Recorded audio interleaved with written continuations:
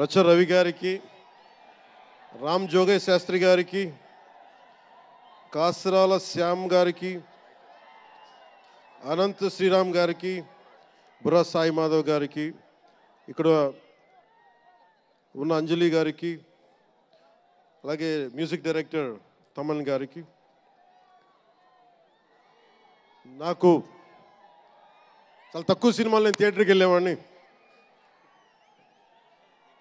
మన శంకర్ గారు తీసిన సినిమా చెన్నైలో, తమిళ్లో జెంటిల్మెన్ సినిమా నేను టికెట్ కొనుక్కొని థియేటర్కి వెళ్ళి, ఆ రోజు నేను ఇంకా యాక్టర్ కూడా అవుతాను, అసలు రాజకీయాలు పక్కన పెట్టి యాక్టర్ అవుతానో లేదో అని ఆలోచనలో ఉన్నప్పుడు ఆయన సినిమాని నేను కూడా టికెట్ కొనుక్కొని బ్లాక్లో ఆయన సినిమాకి వెళ్ళాను, శంకర్ గారి జెంటిల్మెన్ సినిమాకి. అలాగే ప్రేమికుడికి కూడా ఎవరు లేక తోడుకి మా అమ్మమ్మని తీసుకెళ్ళాను ప్రేమికుడి సినిమాకి. ప్రేమికుడి సినిమా అమ్మ என்ன சொல்லுவாங்க పార్టీயோடு పోయిటానే. అంటే అలాంటి అందరినీ అన్ని వయసుల వాళ్ళని కూడా ఆకట్టుకునే సినిమా, ఎంటర్టైన్మెంట్తో పాటు ఒక సోషల్ మెసేజ్ ఉన్న సినిమాలు ఆయనవి. అలాంటి మంచి సినిమాలు భారతదేశంలో ఈ రోజున చరణ్ గారు కానీ, రాజమౌళి గారు కానీ, జూనియర్ ఎన్టీఆర్ కానీ వీరందరూ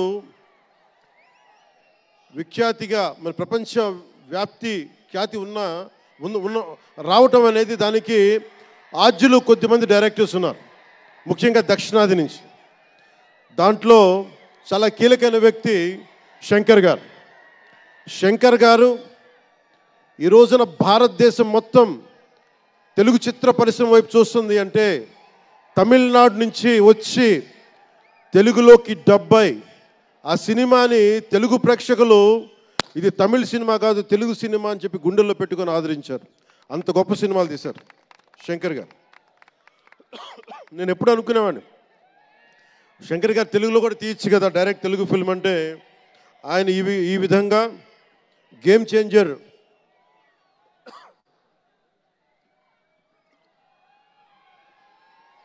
చేంజర్ సినిమాని పూర్తిగా తెలుగులో తీసి మిగతా భాషల్లో డబ్ చేసే క్రమంలో రిలీజ్ చేస్తుంది. మనస్ఫూర్తిగా వారికి నా ధన్యవాదాలు.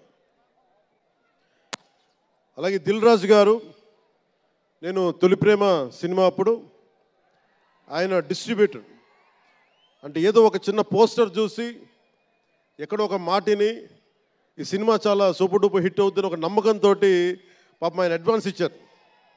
అలా స్టార్ట్ అయిన వ్యక్తి. మేము వకీల్ సాబ్